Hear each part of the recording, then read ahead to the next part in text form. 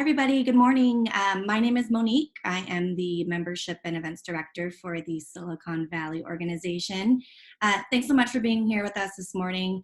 I know if you are used to our webinars, you're used to seeing Matt here, but today is sorry to get me. Matt is sitting on a council with the Mayor Liccardo and a bunch of other very important city leaders for a economic recovery council on how we can go about opening our city back up safely and in an efficient manner. So he is been called away, but I get the privilege today of welcoming you all to our 17th webinar.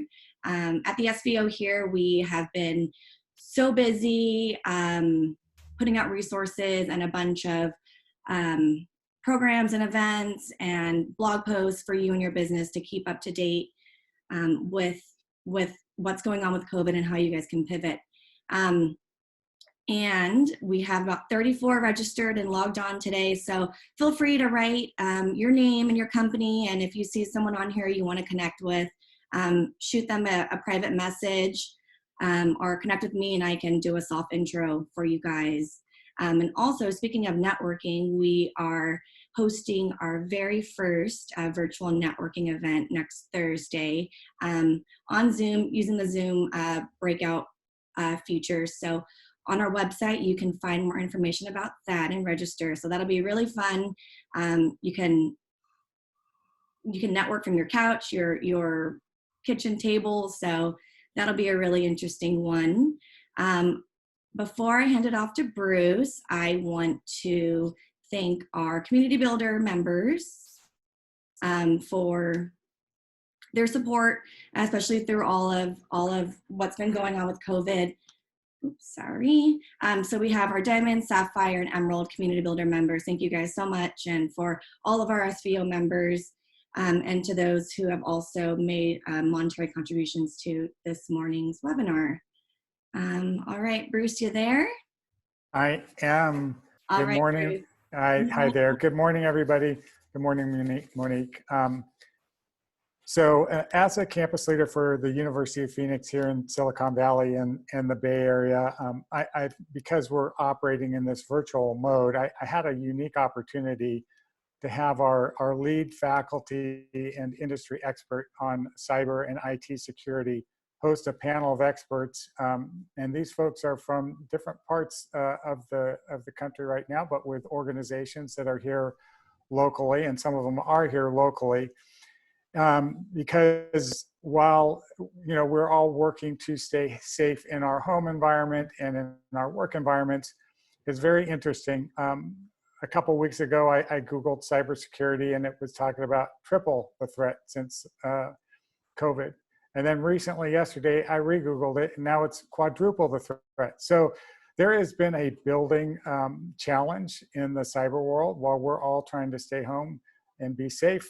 There are others that are trying to hack into our networks and create challenges. And I know for myself, I'm always trying to learn and be wiser about this kind of information. And so I think the panelists we have are going to be great. Heading that panelist is our lead faculty, Stephanie Benoit Kurtz. She's out of Las Vegas, Nevada with Stations Casino, actively working on her doctorate. And she really basically aligns to what we're about, where we have industry leaders who have those academic credentials that make the class learning real world. And so with that, I'm going to hand it to Stephanie, and Stephanie's going to moderate the panel. So thank you, Stephanie. Take it from here. Thank you, Bruce. A few housekeeping items. This meeting is going to be recorded so that it can be provided at the website at the end of the day. And to ensure that we have a productive dialogue on Zoom, all the meeting participants originally will be muted upon entry.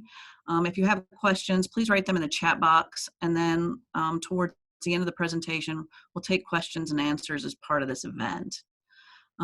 So first of all, I would like to start with our panel. So Christopher Leach joins us. He's the Chief Security Officer and Cybersecurity Strategist. He's a senior Cisco CISO advisor for Cisco.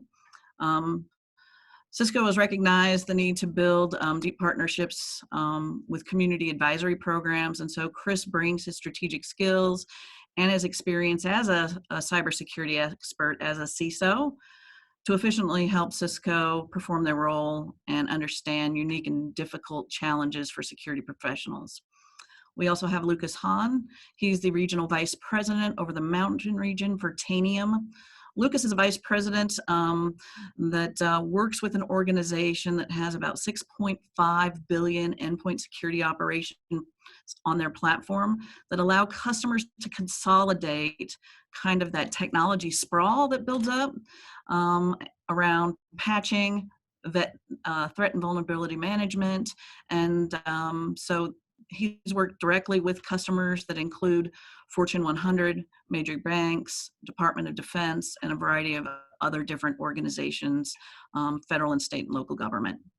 Then we have John Grimm, and John is the head of research development and innovation for Verizon Threat Research Advisory Center. So who knew that Verizon has an entire research advisory center focused on a variety of these topics? John has over 17 years of experience in investigating and working with lead teams to investigate data breaches, cybersecurity incidents within the government and civilian sectors. John's a creator and primary author of a variety of the different documents that Verizon publishes, one of which is the Verizon Incident Preparedness and Response Report, the Insider Threat Report, the Data Breach Digest. And so these are all just very key pieces of research that are out in the industry. John currently leads the Threat Advisory Center for research, development, and innovation efforts. And then he focuses specifically on cybersecurity incidents, performing digital forensics examinations, and advising data breach containment and eradication efforts across the enterprise and exercises with worldwide customers. And then to round out our panel, we have Darlene Wong. Darlene is from Palo Alto Networks. And so Darlene is a senior staff engineer that's going to provide us a different view of kind of exactly what we see in the trenches from Palo Alto, talking specifically about threat and vulnerability management there.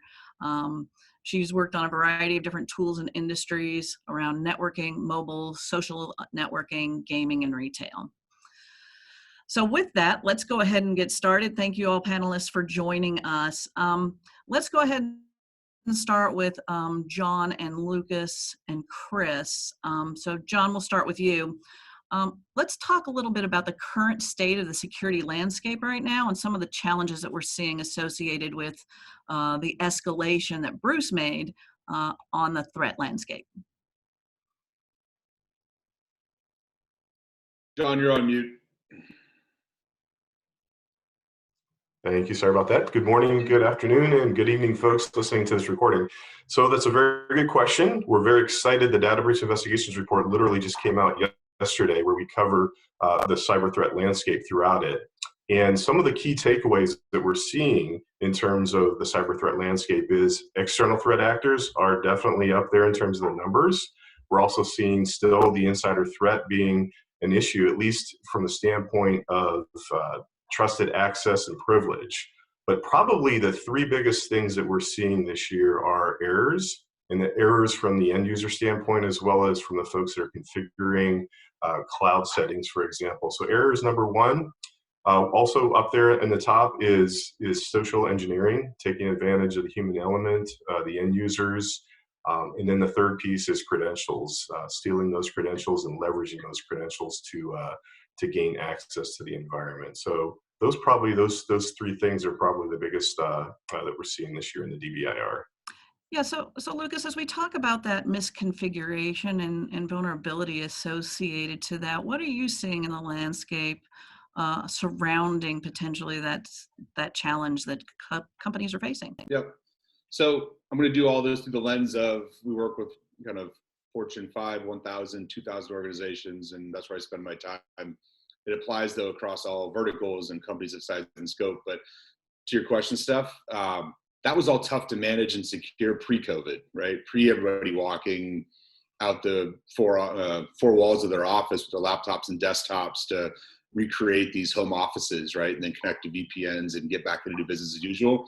So that was a pretty unique and tough problem statement to solve pre. And so post, it's just that added layer of complexity makes it that much more difficult for both what Chris mentioned, both technical reasons, right, which we can dig into if we want to, but then all the people issues, right? Our work and professional and personal lives are blurring, and all of the impacts of that, of now working from home and having others that might have access or not in an innocent way to maybe personal information or highly regulated information that's on your laptop or desktop, and you have family, kids, and neighbors or roommates that are all around that. So that adds a whole different level of kind of interesting opportunity. The phishing, right? The human element, getting emails and clicking on stuff you probably shouldn't be. I think our guard's down a little bit, frankly, because of all the chaos of, that goes along with this. And then, depending on what vertical you're in, there's different risk and compliance postures that your company might take. So you put all that in a big old bucket stuff, and that complexity personally and technically makes it tough to manage and secure. And frankly, bad actors, nefarious characters are always opportunists, right? For them, opportunity or chaos creates opportunity. And so they're trying to exploit that in a much faster and, pace than that we've seen before. So that's my 2 cents so far. Yeah, it's never let a good crisis go to waste, right? Yeah. And John, to speak to Lucas's point, we have a very interesting relationship with Cisco here at Station Casinos, where, and in order for us to be able to go remote employee, a very large number of employees within 48 hours, because we were closed down by the state government.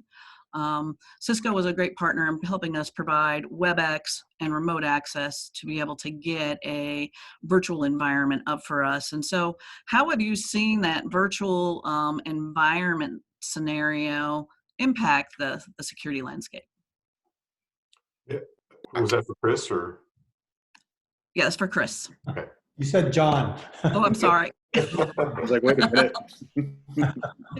No worries. So interesting that you throw this ball across about getting things stood up really quickly, 24 hours, 48 hours, which is what many of us had to do. And if you kind of look at, I tend to take a historic view of issues and incidents to see what can I learn from them. And in my own experience as a CISO, you've gone through breaches, and actually was a sitting CISO during 9/11.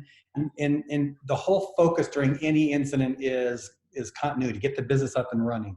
And we've talked about pandemic for years. I can remember banking people saying we need to do that pandemic practice, and so on and so forth. So now we had our practice. We weren't prepared. We know we weren't prepared.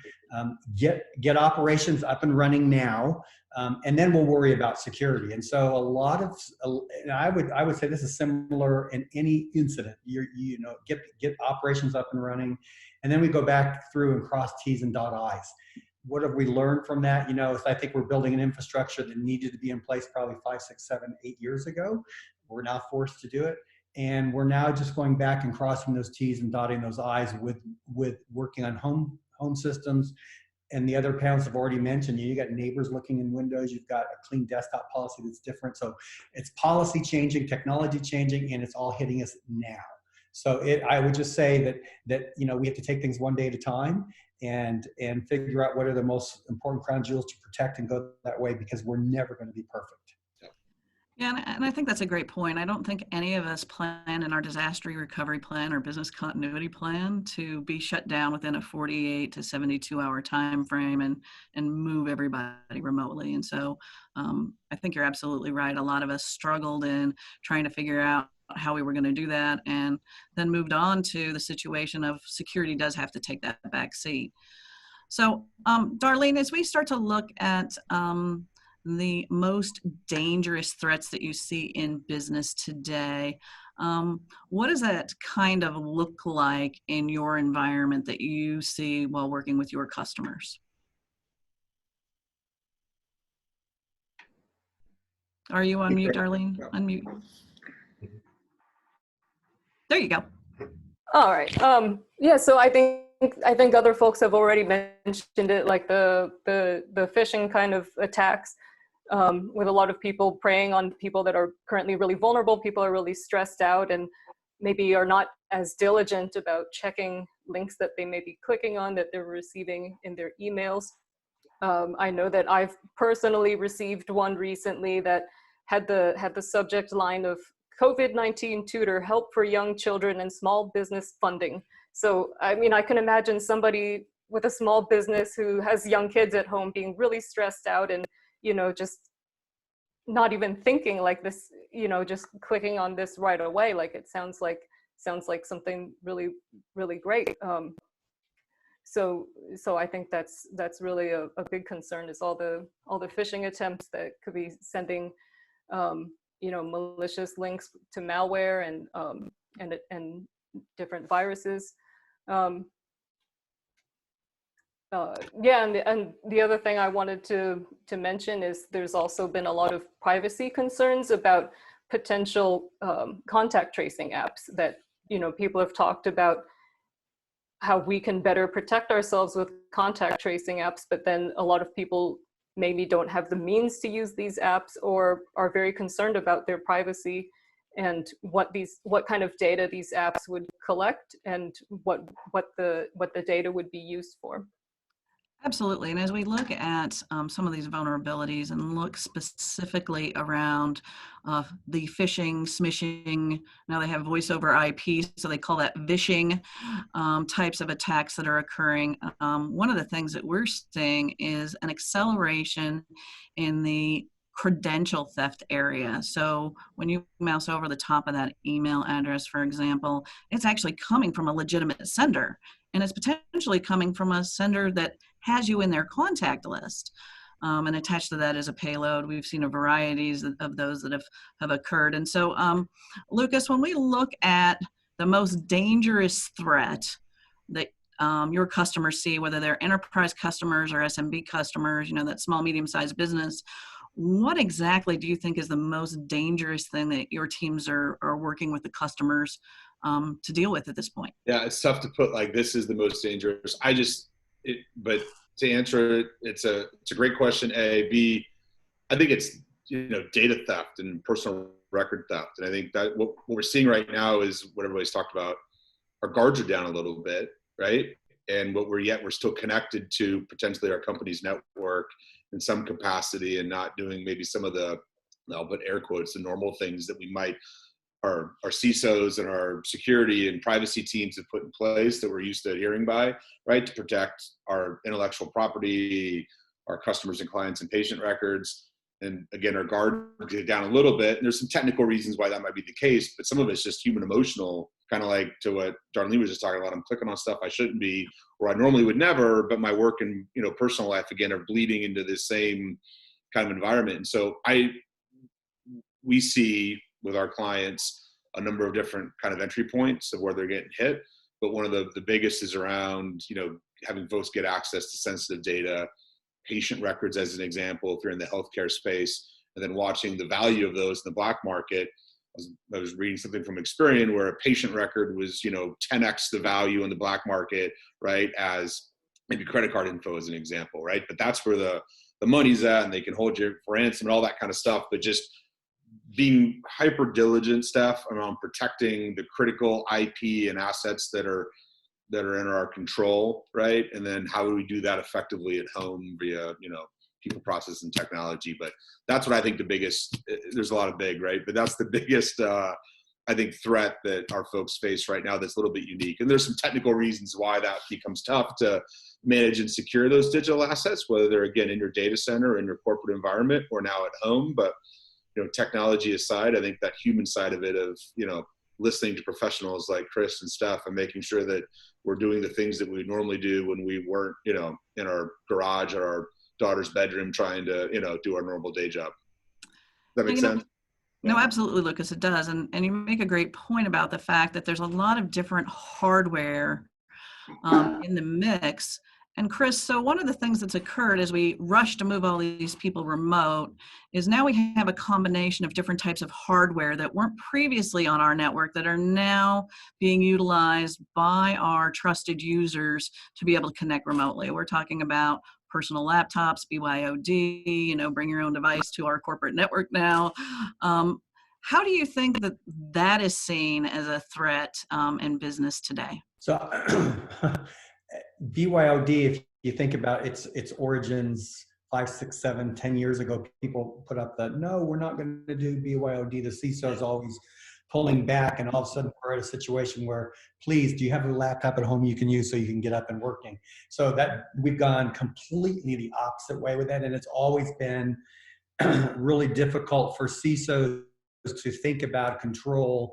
And so your attack footprint went from, at least you can kind of understand what your perimeter was, to now our perimeter is the entire planet, because I've got people everywhere. I'm using third-party apps, and we can go on and on and on, so that it becomes very difficult. And the hackers know that, they see that.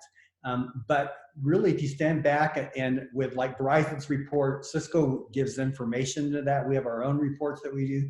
It's interesting that still the basic stuff that we should be doing is not being done. Right? So just the basics, the heavy lifting that people go, oh, it's so boring, I want to do the sexy thing and go hunting, are not being. And so if we can focus on that, but I think the problem in the next couple months is going to become more evident as we see that an auditor wants to do a risk-based analysis of whatever, and all of a sudden they realize that in scope are now these home laptops. Do you think I'm going to let that auditor in my house? And so we have, or PCI examination needs to go on, and they haven't been open except for online. And so we're going to see a whole slew of different changes. In addition to, yeah, I still got to do the heavy lifting and the normal stuff. Yes, I have the new sexy stuff, but are we doing the basic things? And that becomes a real challenge for the CISO and the partnership that he or she may have with third parties and within their own teams. And so I think, like I said, we're not going to see how difficult this is going to be for several months, but it's an uphill battle. I guarantee it'll be an uphill. There's going to be a lot of change coming our way. Hey, Steph, just Yes. real quick on that, and we'll get into this a little bit later, but to Chris's point, the basics, we call it the basic hygiene. Like there's all kinds of marketing and FUD out there around, we have bad people dropping out of the air vents in your roof to go do bad things, and your front door, your house is open in the meantime. Right?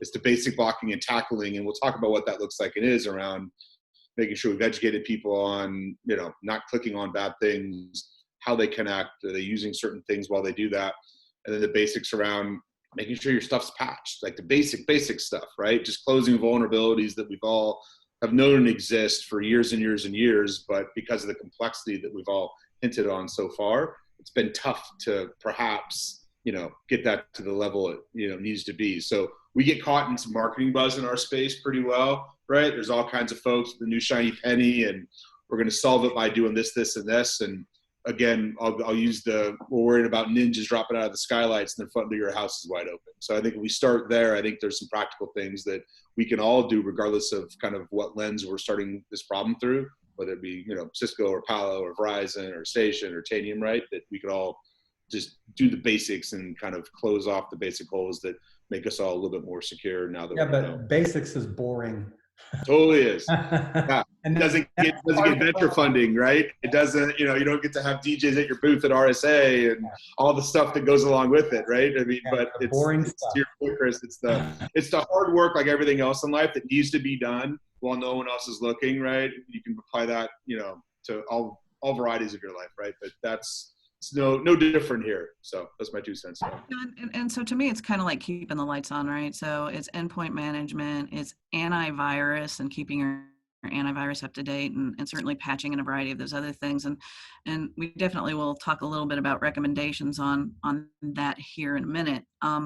But it's critical that we start to shut the door and maybe even put a lock on it, because what's occurring now in the industry is that the way that we're being attacked, how hacking is being approached by bad actors, is very different than it was 3-4 years ago. And so, John, let's talk a little bit about what you guys have seen from a research perspective about how hacking has changed and how it's now being approached by bad actors. Sure, absolutely. So we are seeing that social engineering is still a big factor, but folks are clicking less on the hyperlinks, and they're a little bit more savvy about inspecting those attachments in terms of whether they're malicious or not. So the threat actors have adjusted. A good example is social engineering with an attachment that's inert. It's a PDF document, for example, that's not malware, but embedded within that PDF document is a hyperlink that takes the user to a website that's controlled by the threat actor. And it looks just like a legitimate website, COVID-19, for example, something associated with that.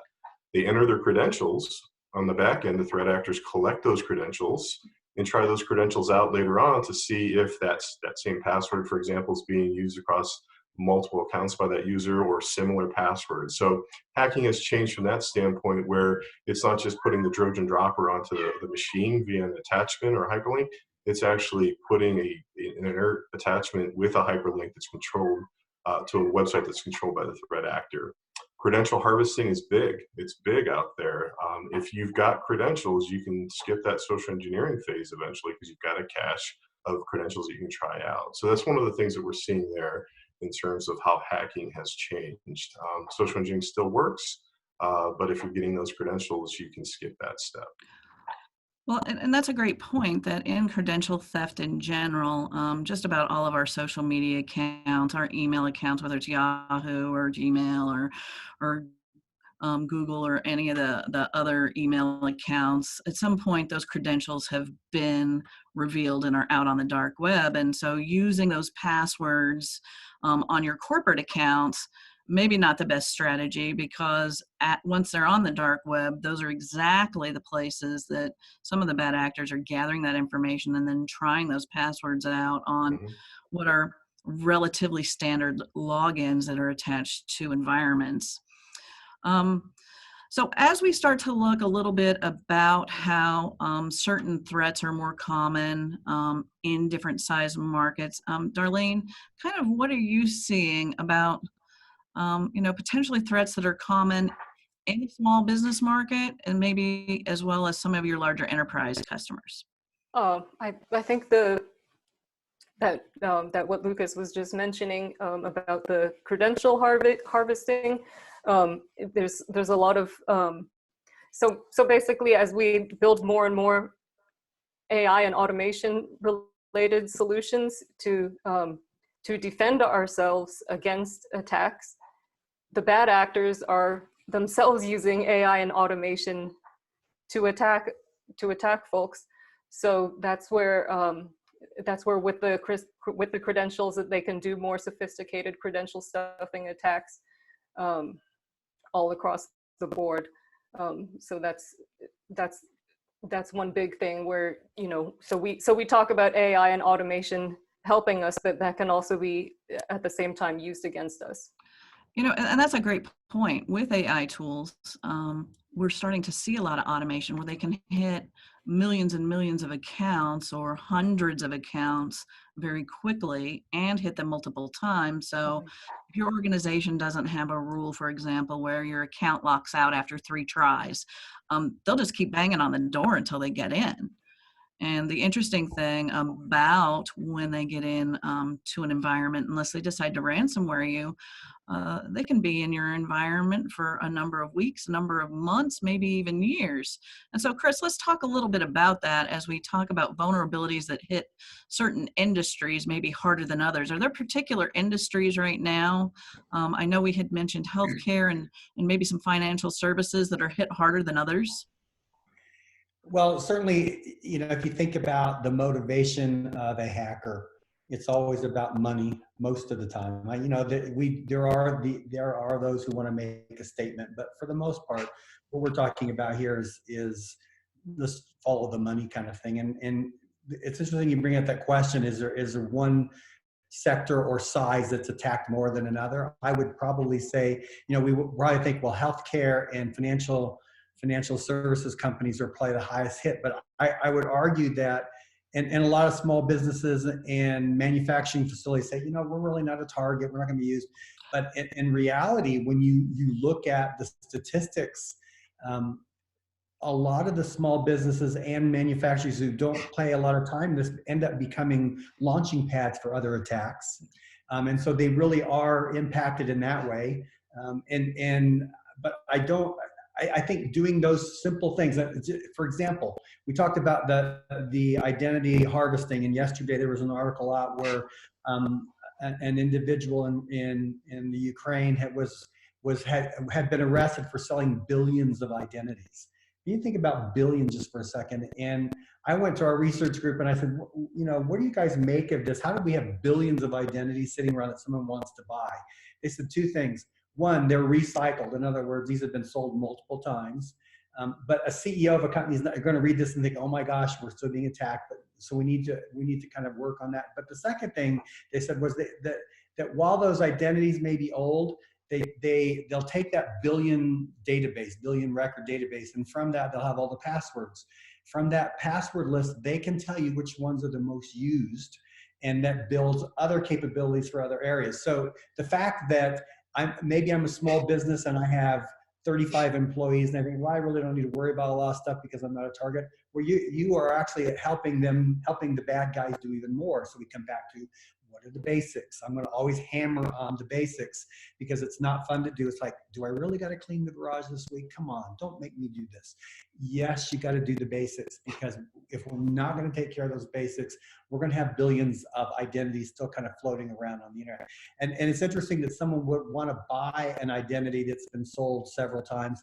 And I think it's because we have these up and coming hackers who want to learn off of the stuff they can buy. So back to your initial question, I don't think there's any area that is safe from not being attacked or even looked at.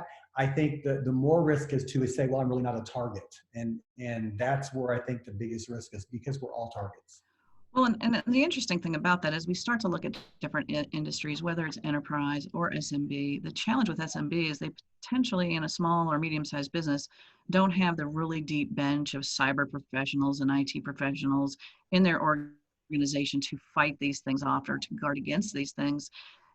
And then the other thing is, just because you don't think that you have anything worthwhile on your network to steal, locking your network down with ransomware is a pretty attractive way for some of these hackers to generate revenue, because if you receive a ransomware attack, it can completely lock down your entire environment. And so, Lucas, can you talk a little bit about kind of ransomware and how it behaves in organizations that you've worked with? Yeah, I think just to pile on what Chris just described, right? I think starting with the posture that I'm not in an industry that is either big enough to warrant some kind of consideration of what this should look like, and or I'm not in a vertical. So size and vertical, I'll be all right. I mean, the advanced stuff's going to happen to the big players and the small players, and they're just continuing to evolve, right? And it's not a matter of if but when. I think in a lot of cases, if you just start from that mindset and then take care of the basics, I think, we'll be at least in this spot. I think and I'm weaving through this question a little bit, Steph, right? But if I'm a small, medium-sized business owner, I'm never going to develop this huge capability. I think there's partners out there that, like a Verizon, right, that can do a lot of things for a lot of people and a lot of different pivot points that can at least, so you don't have to go out to 5, 10, 15 different folks to help you assess and build this thing. You can go to someone like a Verizon, since John's on, right? We partner with those guys along with Cisco, and they do some really amazing things from a number of different aspects, right? So you're not just getting one slice of that pie. On ransomware, I'm not as well schooled, especially with John on the phone, right? And definitely Chris. But we see it as one of many, I get in through, some spot that is perceived as not a lot of risk attached to it, right? And elevate privileges, and I start bouncing around into the good stuff. And then we are holding, both small, medium, and large businesses, or portions of those businesses.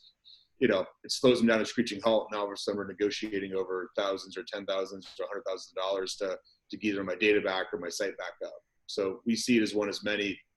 I defer to Chris and John to talk maybe more in depth specifically around some of the things we're seeing around ransomware, just because much like when I'm in meetings with our clients and customers and we have, some of our most brilliant engineers on my right, I tend to shut up and let them kind of lead that part of the discussion. I'll do so here as well. I would argue that if I'm a small, medium-sized business, it's probably easier for me to put the right protections in place than it is for a large enterprise and a multinational enterprise. And so, for example, one of the best protections, I think, when you talk about ransomware, or actually just just something going laterally in your network is segmentation. And creating network segmentation, people think, oh, it's so hard. It is hard if I have this huge enterprise that touches all different areas. If I'm a smaller business, I just need to determine what are the crown jewels I want to protect, put it off, and there's where I want to put most of my, I think it's like a war. I'm the general. I say I need more protection on the crown jewels over here, and these are things I'm maybe willing to let go, but just segmentation, just one little thing. And then I think, Stephanie, another comment I would add is that because smaller businesses don't have a lot of money they can invest in this, because even more important, just have good process in place and do the basics. I said it again, have the good process to do the basics. And I think that is doable. And it's a great way to progress through, to keep things moving, to address the current risk factors that we have today. Yeah. Well, and I think you make a great point, Chris, about that. And Darlene, as we look at segmentation on networks, how hard is that for some of the people on the phone? That sounds pretty complicated.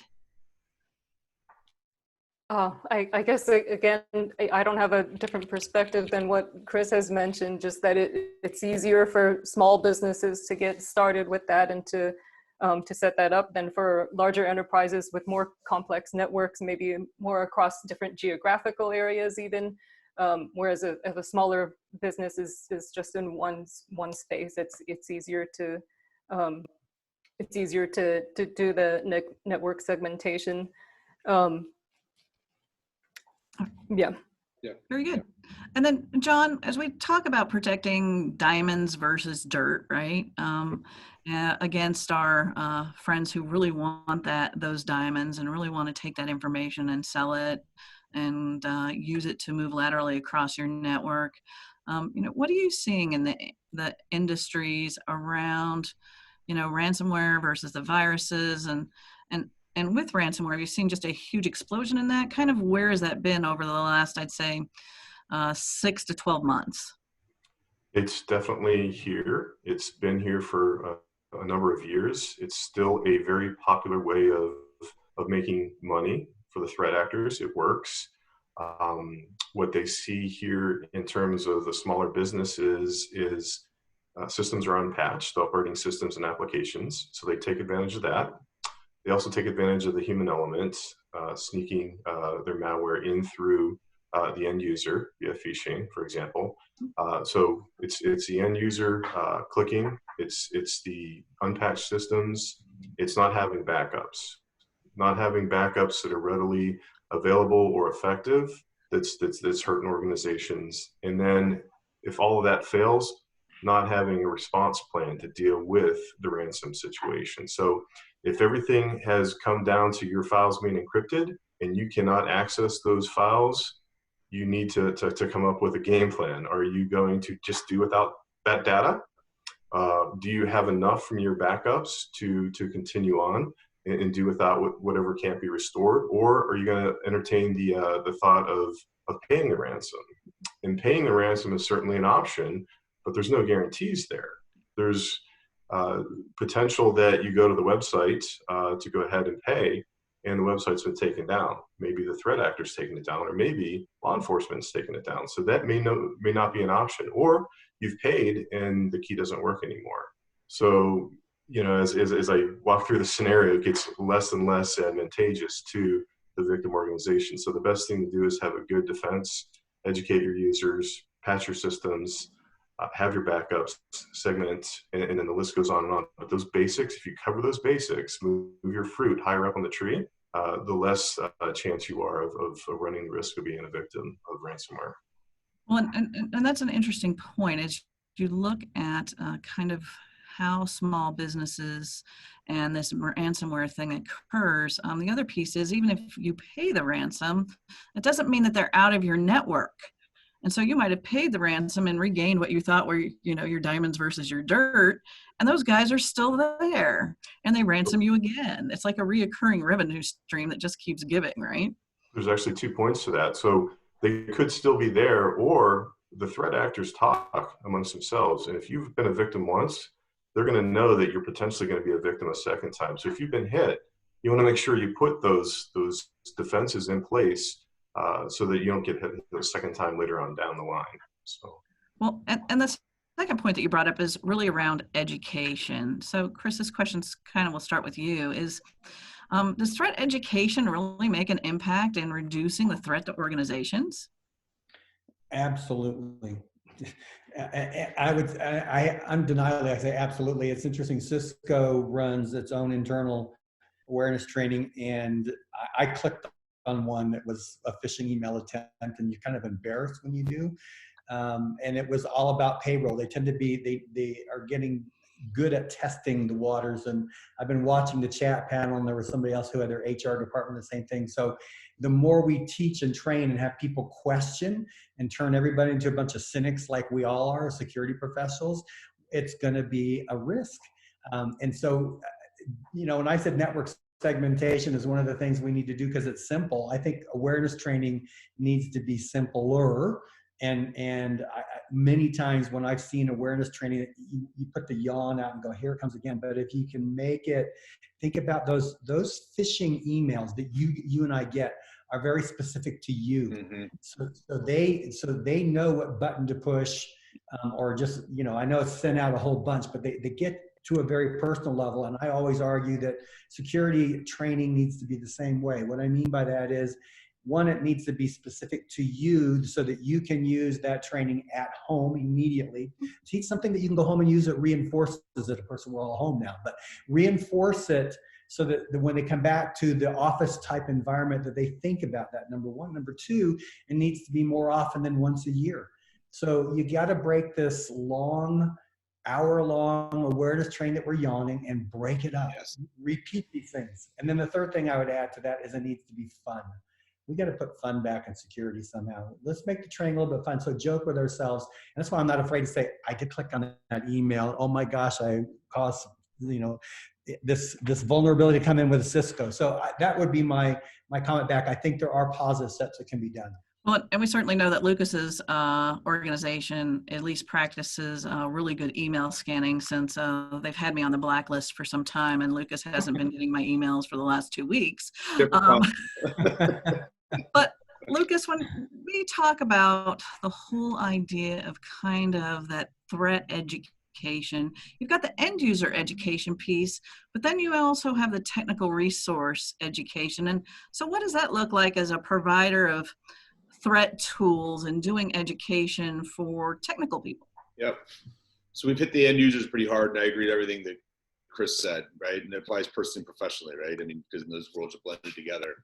I think, so we at Tanium as an example, and I'm going to try to make this as relevant as possible, but we do put it on ourselves we think we have a unique lens based on who we work with as an example, right? So we see a lot of stuff based on working with a number and, variety of people that we work with. And we, in our engagements with our customers, try to bring that to bear the best we can.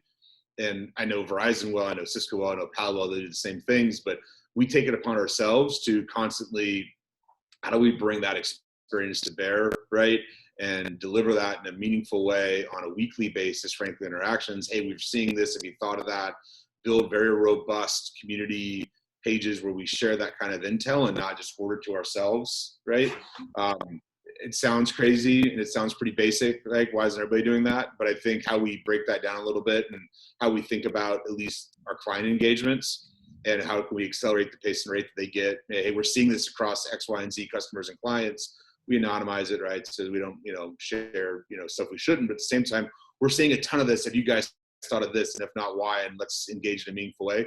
And I think that kind of engagement is maybe different of how different technology vendors, minus the ones on this call and a handful of others, have kind of gone about how we work with clients and customers. And I think just we've changed and adapted over time. And frankly, stuff that resonates very, very well, and it endears them to, it humanizes the tech. So kind of to Chris's point, it's not this, make security fun again, but it humanizes it. And I think bringing that kind of experience to bear and in a thoughtful manner, how we deliver that to clients and partners, and that I think matters. And I think people get smarter that way versus hey, Steph, buy 9 training credits and we're going to train you 3 times a year and not announce more. And, just all that kind of stuff. I mean, it still works in that, but at the same time, we've got to take it upon ourselves to aggregate what we're learning and how do we, as a good steward and a partner deliver that back out at a rate and pace that puts you on a better spot to defend yourselves on our tech and then other people's tech as well. I don't know if that answers your question, but that's kind of what we're doing at Tanium, and it's a little bit of a pat on the back, right, and a shameless plug, but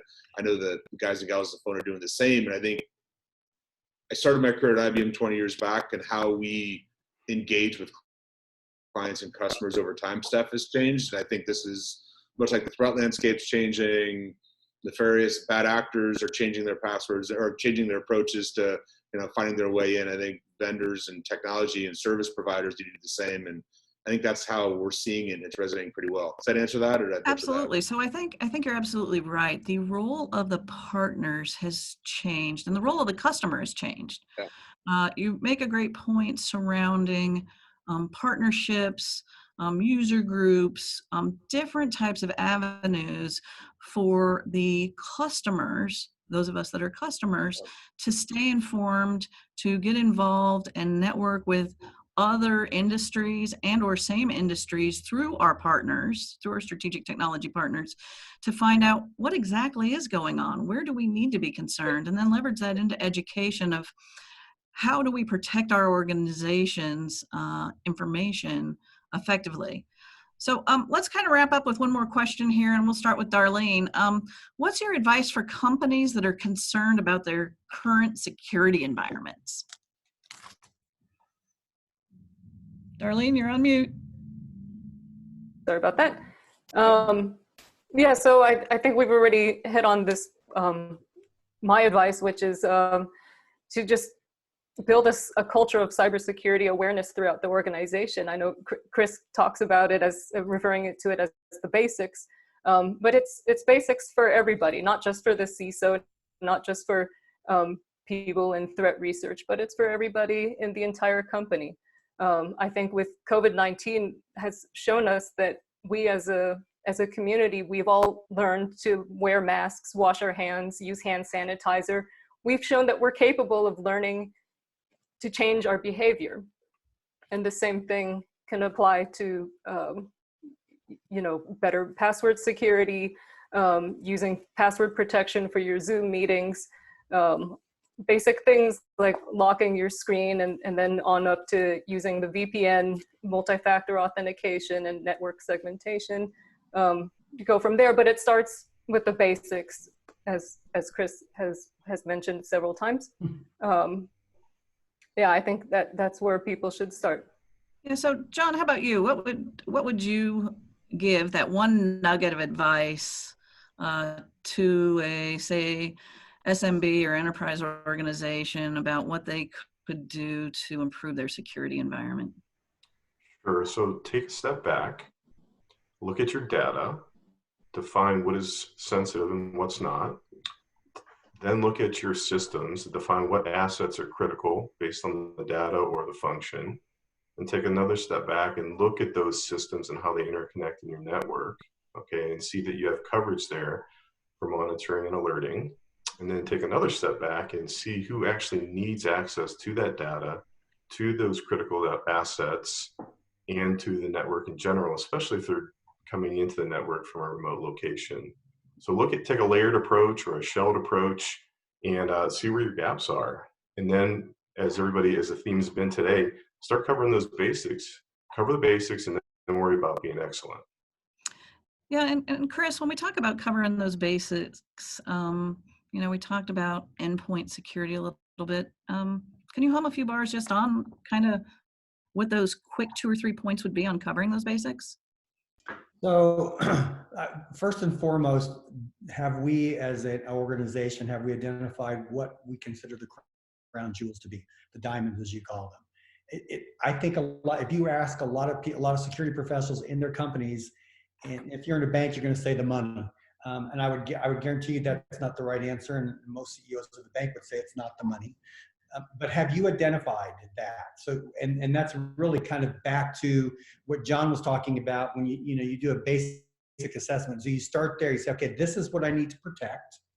Do I have the right technologies around that? And again, I'm a general. I only have so many forces I can deploy in various areas. I'm going to put most of my forces to protect those crown jewels. The rest of it's going to be policy driven, process driven to kind of put protections plus whatever other soldiers may be left there. So I tend to go that approach. Endpoint endpoint is one of those entryways into my environment. But if I don't have access because either I put segmentation in place or I have a process, maybe I don't need to worry about that as much. And so you can throttle your responses based on what you have in place. But unless I know what I'm trying to protect or I'm told is the most important thing, I can't do it. And I think most people would be surprised. Certainly if I went to Coke and said, what's your crown jewels? They would say the recipe. But if I go to, I think of a manufacturing company I've done a ton of work for, they're a Fortune 50 company.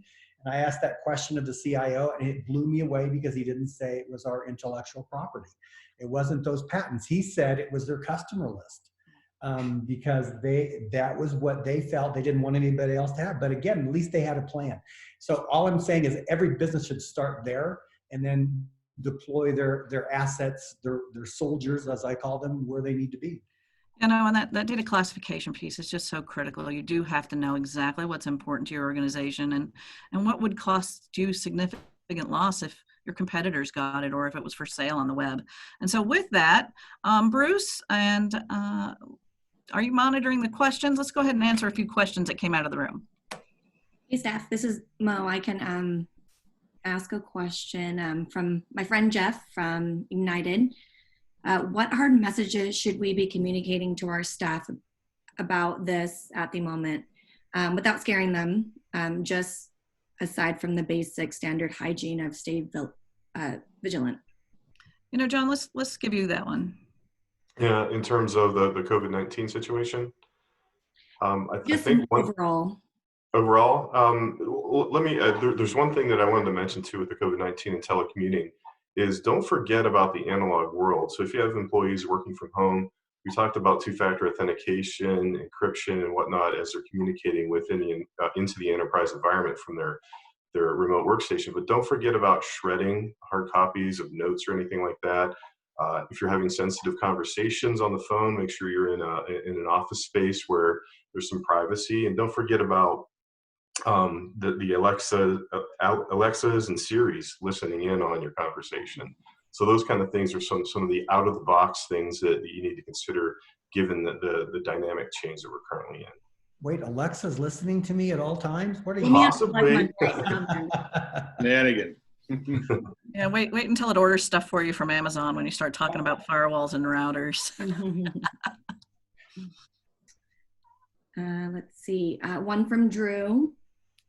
We are talking a lot about external threats, but with some companies having hundreds, if not thousands, working on their own devices, do you have any monitoring ideas to protect the company's intellectual properties?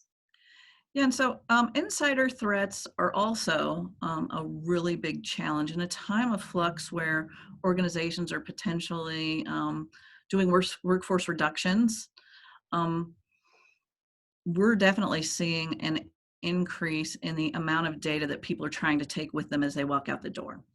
And so the threats both come internally and externally. And Chris, why don't you talk a little bit about kind of what you see from a perspective of what that looks like? So yeah, that insider threat is a whole new piece of pie because historically, if I'm in an office location, I can tell if a person's down or something's going on. So you kind of get a sense that they might be looking. So you might want to consider looking. Now they're at home, and I'm a little bit out of reach to be able to monitor a lot of those things. And if they're on a personal PC, go on and on and on with all the things. So, but having said all that, it seems to me that if my policy says I need to have certain monitoring, let's just start with, again, a basic. I have to have certain monitoring of my device. You take your laptop, you're a traveling salesperson, you go all over the place, and so it's a company-owned asset. Well, there are certain processes that need to be in place. Those same tools, processes need to be now deployed on a home PC. But I need a gap because I need a bridge to get over that gap because I don't have time to do a build and somehow get that PC out to a person. So I know that Cisco has processes and technologies in place One of them we call umbrella, and it works just like an umbrella. So you get under the umbrella and you're not getting rained on. And so how easy is that to deploy, and so on and so forth. So again, look at working with your remote workers now, that's everybody, and making them part of the solution to the issue, and helping them understand that you are responsible. And I know that John also said this, the physical things, the shredding, people walking behind your camera. These are things that we as companies need to be articulating back to our employees, say, look, just be aware of these things, and then having that employee become part of the overall solution, and partnering with them and saying, what are your issues? What's making it hard for you to work, and understanding they have technological gaps. I think then building that partnership will help solve part of the problem, but it's not going to solve everything. You're going to need the technology in place to monitor and look at those things. It's the visibility thing again. Yeah, great point, Chris. Okay. I think Bruce has a question he wanted to ask. Bruce, you need to unmute.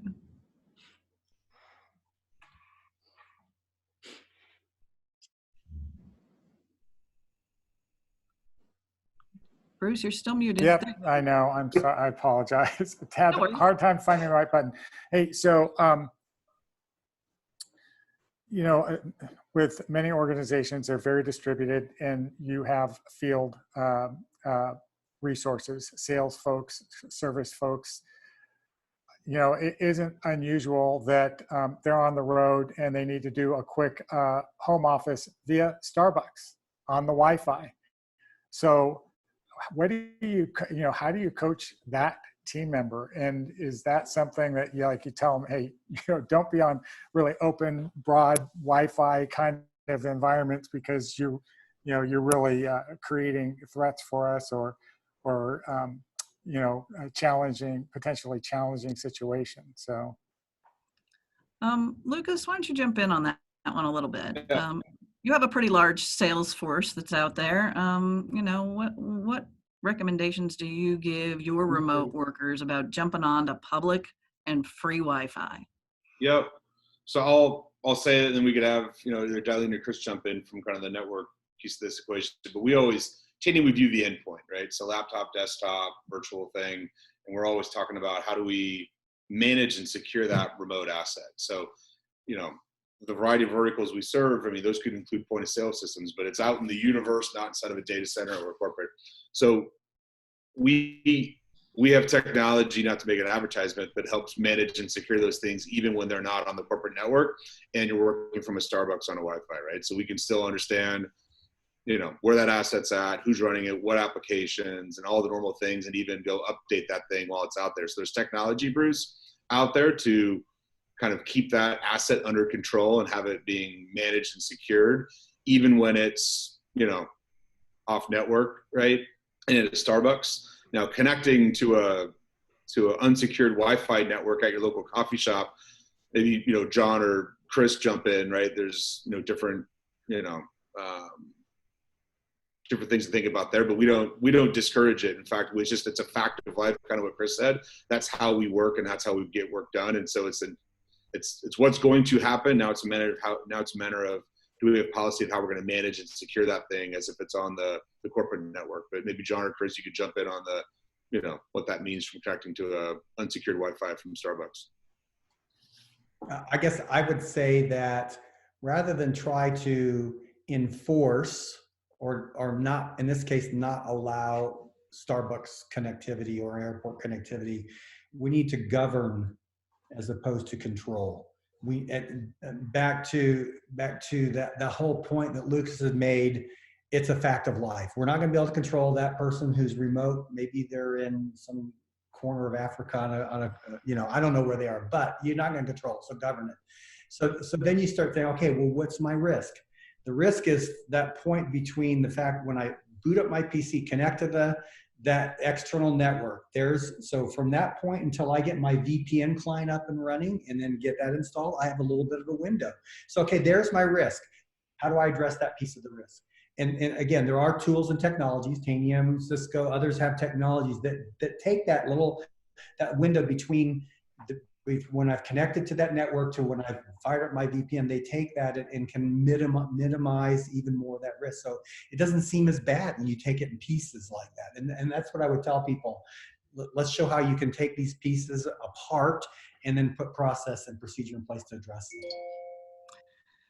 You know, and that's a great answer, because it is really about pulling together process and procedure, and how to address security threats and vulnerabilities through steps that protect your diamonds versus your dirt. So Mo, thank you so much for having us join you today. It's been a pleasure.